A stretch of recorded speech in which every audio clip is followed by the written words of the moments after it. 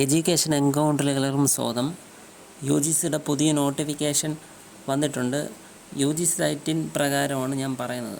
ആ വെബ്സൈറ്റിൽ കൊടുത്തിരിക്കുന്ന കാര്യങ്ങളാണ് അതേപടി ഞാനിപ്പോൾ വായിച്ചുകൊണ്ടിരിക്കുന്നത്. 2013 അക്കാഡമിക് സെഷൻ മുതൽ വിദൂര മോഡ് വഴി പ്രോഗ്രാമുകൾ നൽകുന്നതിന് യൂണിവേഴ്സിറ്റി ഗ്രാന്റ് കമ്മീഷൻ സർവകലാശാലകൾക്കും സ്ഥാപനങ്ങൾക്കും അംഗീകാരം നൽകിയിരുന്നു. മുൻ DECയിൽ ഡിസ്റ്റൻസ് എഡ്യൂക്കേഷൻ കൗൺസിലാണ് യു ജി സിക്ക് റെഗുലേറ്ററി ജോലികൾ കൈമാറിയതിനു ശേഷം സ്ഥാപന അംഗീകാരം, പ്രോഗ്രാം തിരിച്ചുള്ള അംഗീകാരം പ്രകാരം ഇതിനകം അംഗീകാരം ലഭിച്ചിരുന്ന സ്ഥാപനങ്ങൾക്കും സർവകലാശാലകൾക്കും ഒരു വർഷത്തേക്ക്, അതായത് 2014-15 വർഷത്തേക്ക് അംഗീകാരം തുടരാൻ കമ്മീഷൻ തീരുമാനിച്ചു.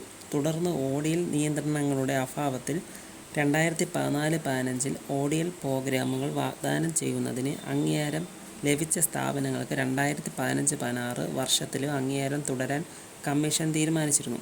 യോഗ്യതയുള്ള സർവകലാശാലകളുടെയും സ്ഥാപനങ്ങളുടെയും അംഗീകാരം പരിഗണിക്കുന്നതിനായി യു ജി സി ആദ്യമായി വിപുലമായ ഒരു അന്വേഷണം നടത്തി. വിദഗ്ധ സമിതിയുടെ ശുപാർശകളുടെ അടിസ്ഥാനത്തിൽ യോഗ്യതയുള്ള സർവകലാശാലകളുടെയും സ്ഥാപനങ്ങളുടെയും, അതായത് 2016-17, 2017-18 അക്കാഡമിക് വർഷത്തിൽ അംഗീകാരം നൽകി.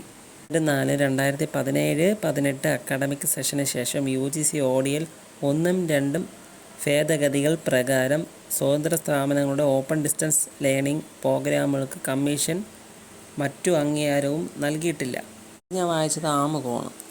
ഇതിൻ്റെ ചുരുക്കി എല്ലാവർക്കും മനസ്സിലാവുന്ന രീതിയിൽ പറയാം. 2016-17, 2017-18 അക്കാഡമിക് ഇയറിൽ പഠിച്ചവരുടെ കാര്യം യു ജി സി എക്സ്പെർട്ട് കമ്മിറ്റിക്ക് വിട്ടിരിക്കുകയാണ്. അംഗീകാരം നൽകണോ നൽകണ്ടയോ എന്ന് അവരാണ് തീരുമാനമെടുക്കുന്നത്. 2017-18 അധ്യയന വർഷം പഠിച്ച വിദ്യാർത്ഥികളുടെ കാര്യം പരിഗണനയിലാണ് യു ജി സി അംഗീകാരം കൊടുക്കുന്ന കാര്യത്തിൽ.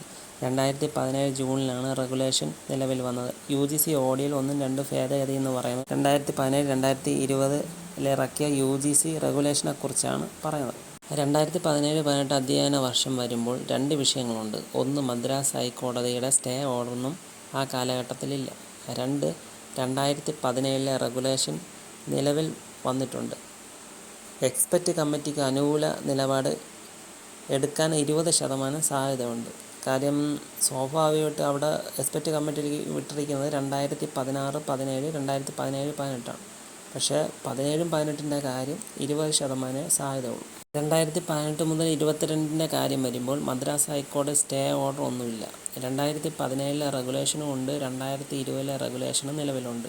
കൂടാതെ 2019 മുതൽ 22 വരെ ഉള്ളവരുടെ കാര്യം എക്സ്പെർട്ട് കമ്മിറ്റിക്കും വിട്ടിട്ടില്ല. അപ്പോൾ 95% ഇൻവാലിഡ് എന്ന് പറയാം.